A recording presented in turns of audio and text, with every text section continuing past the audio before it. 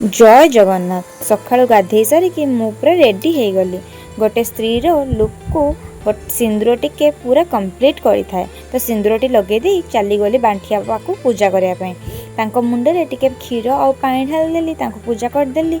पूजा करिकी साइड रे थिला बिलेई तांको टिके क्षीर देदेली। माँ पार्वती को रूप होउची बिलेई तो ताकू टिके क्षीर दे देकी मु चली गली पूजा करने मंदिर। सबुठु फास्ट जाइकी बजरंगबली को दर्शन करदेलु।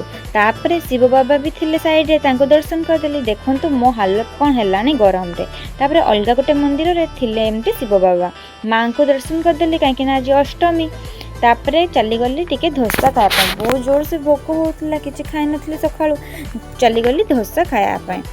तापरे एई कॉलेज रे मोर केते सारा स्मृति अच्छी।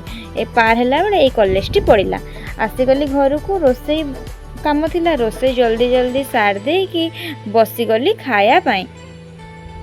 जल्दी जल्दी भात गुड़ा खाईदेली। भात टिके खाईकी आसीगली रेस्ट करने पाई। रेस्ट कला देखंतु एते गरम होतला डोरा पूरा मो गोड़ ऊपर एमती फैन सामने शोला टोटाली छाड़लानी मते। संध्या हो गला जाइकी बापा को चा बने के दबार थिला चा देली। देन तापरे आसीगली मो कुंदरी को टिके बुलेया पाई। मो कुंदरी बुली देला। तापरे मुँह धोई नथिली मुँह धोईदेली कहीं से जो जाइली सकाଳେ मुँहटा सफा कर नथिली।